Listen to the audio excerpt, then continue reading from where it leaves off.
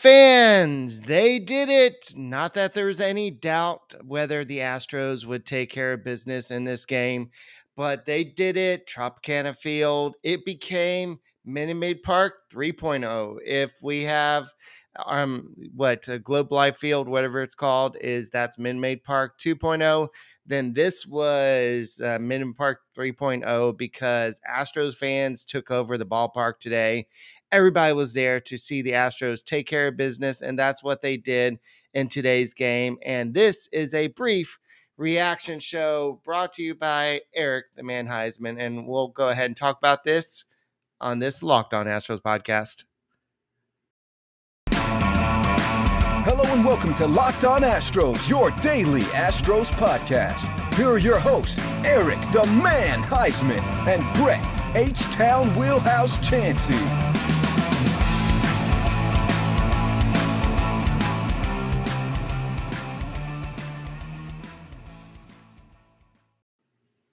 We are Locked On Houston Astros, and we hope that you join us for a daily Locked On Astros podcast. My name is Eric Heisman. You can find me on Twitter at Eric Talks Stros. Find the show at Locked On Astros, your team every day.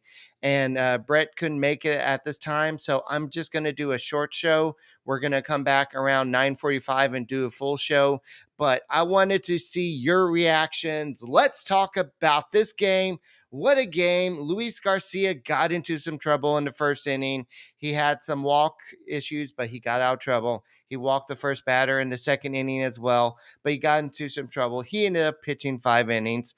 Hunter Brown, he came in. He did what he was supposed to do. He looked like he was basically a major league ball player playing against a bunch of T-ball kids.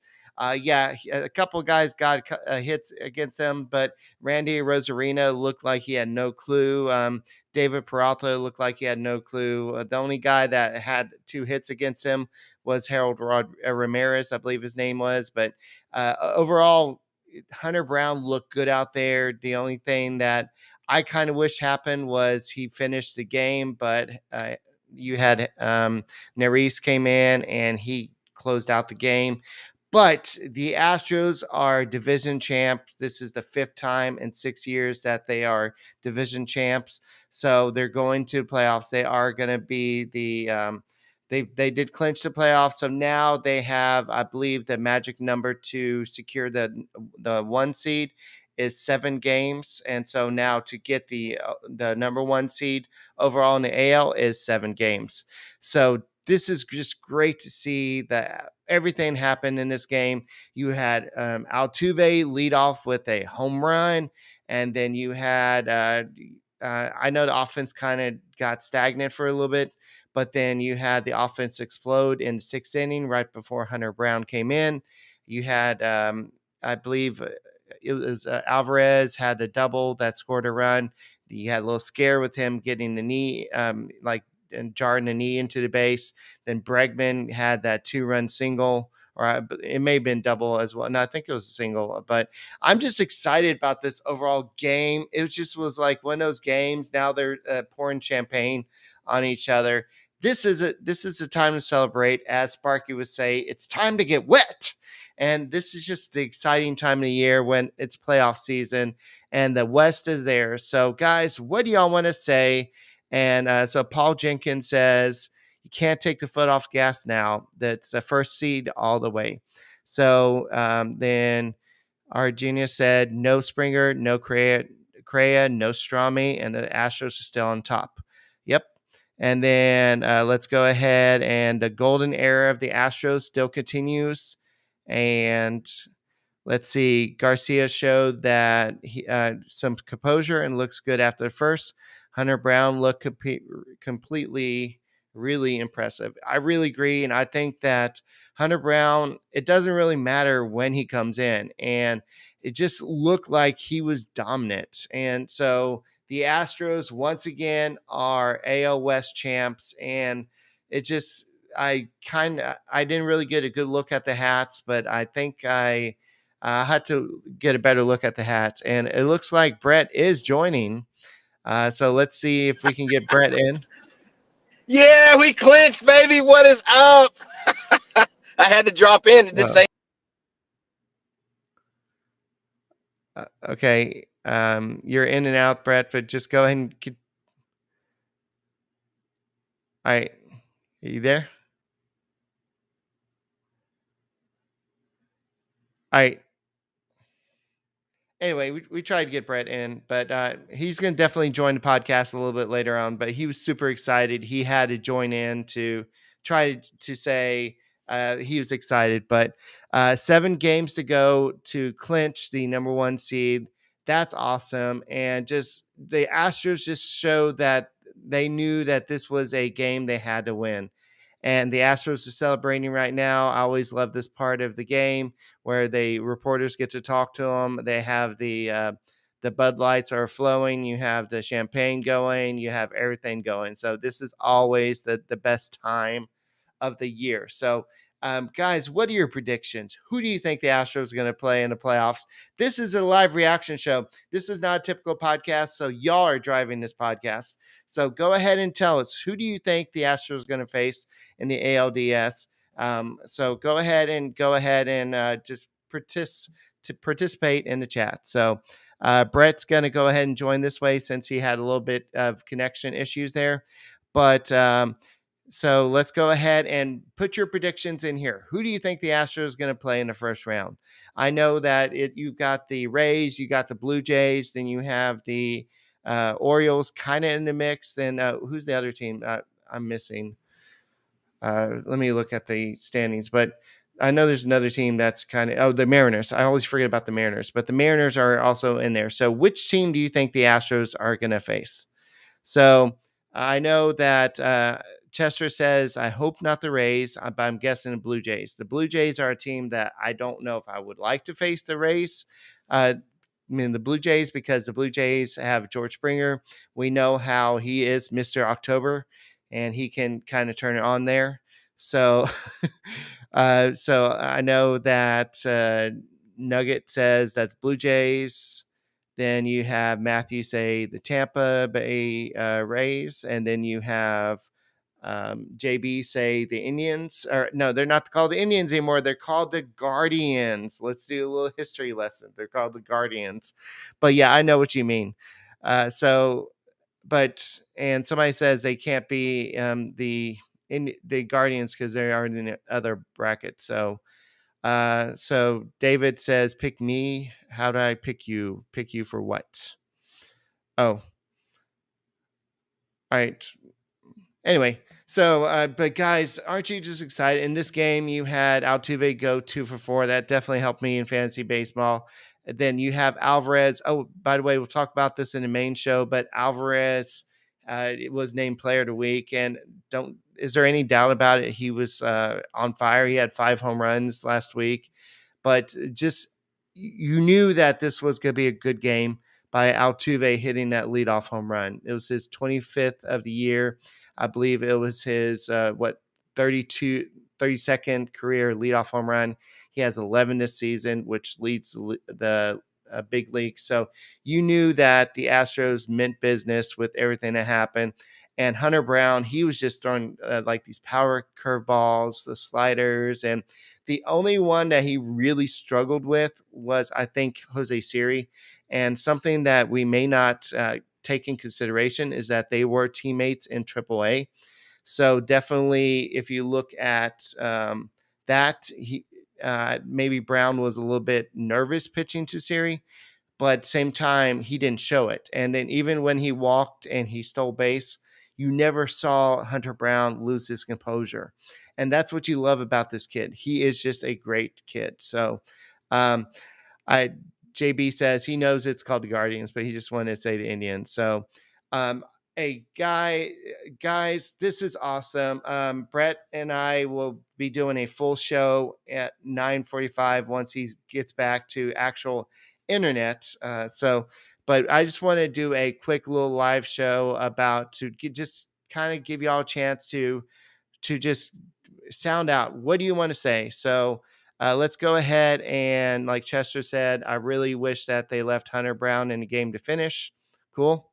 And then Rich says Astros look good in this game. And then Danielle Mason said, "What a difference! Last night they used a long ball. Tonight it was a little ball. Two great ways to win." Yeah, but it was kind of mixture. They still had the home run, but then they had the doubles and the singles that scored the 2 runs. So yes, I agree. So, but definitely in this, then Joseph says the Astros having given up an unbelievable 2.87 runs per game after the All-Star break. And I actually saw on this, if you look at what the Astros bullpen has done since in September, they have a 0.73 whip. This is something that has not been done since since 2012. The 2012 the Rangers in April had a 0.75 whip. The Cardinals in 1989 in July had a 0.74 whip. Then you have the Astros in September have a 0.73 whip in 2022.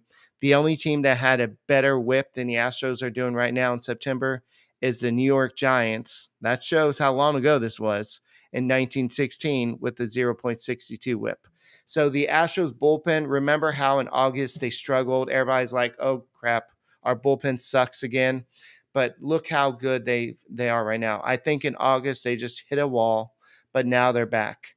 So some clown on Bleacher Reports has us losing to Mariners in the ALDS. Okay, we'll see. The Mariners are going to be a little bit of a tough matchup, but I think the Astros will be will be will be. I think the Astros will be a great team.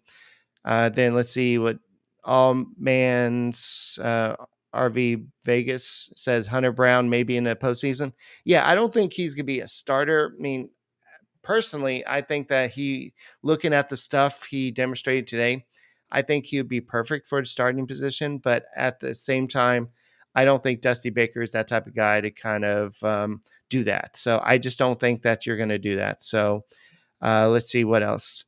Mancini has been a huge disappointment. Yes and no. He's had some good moments. So yeah, I kind of just answered that question, Daniel. I think Hunter will come out of bullpen in playoffs, and I think what we saw today was them experimenting with him.